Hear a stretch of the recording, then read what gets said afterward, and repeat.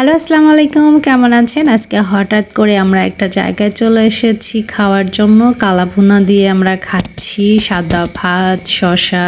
তবে হ্যাঁ, এই ভিডিও দেখলে আপনি বলবেন, ও আপনি আবার ভিডিওতেও নিয়ে আসছেন কালাভুনা খাবার, আপনি কি খাওয়া ছাড়া কিছুই বোঝেন না? থেকে বড় কথা কি জানেন, আপনারা কি বলেন না বলেন এগুলা কিন্তু আমার কোনোই যায় আসে না। এটা আপনারা আপনাদের মুখ দিয়ে বলেন, আমি জাস্ট আমার চোখ দিয়ে দেখি, জাস্ট স্কিপ করা যায়। আর এরপরে অবশ্যই এটা বলবেন যে হ্যাঁ, আপনি যত এই কথাগুলো শুনবেন আপনার তত বেশি ইনকাম হবে। আরে থেকে বড় কথা কি জানেন, আমরা কিন্তু টাকার জন্য, টাকা উপার্জন করার জন্য বিভিন্ন মানুষ বিভিন্ন রকমের কাজ করে। আমার বিষয়টা হচ্ছে এরকম যে আমি কন্টেন্ট তৈরি করি, ব্লগ বানাই, এটা হচ্ছে আমার প্রফেশন। ওই সব কথা বাদ দেন, সব থেকে বড় কথা আমি যে জায়গায় খাবারটা খেতে এসেছি খুব সাধারণ একটা হোটেল, কিন্তু অসাধারণ রকমের কিন্তু এই খাবারগুলো এখানে মাত্র আপনারা পাবেন কালাভুনা গরুর আর হাঁসের মাংস। মেবি আমি আসলে হাঁসের মাংসই খেতে চাইছিলাম, কিন্তু আমি ওই মুহূর্তে ভুলে গিয়েছিলাম যে আমি হাঁসের মাংস খাবো। তবে ইচ্ছা আছে নেক্সট আবার যাব, গিয়ে সেখানে গিয়ে হাঁসের মাংস দিয়ে আমি একদম সাদা ভাত খাবো। আমার মনে হয় ঈদের মধ্যে আমি একটা হাঁস কিনতে পারি, কারণ হাঁস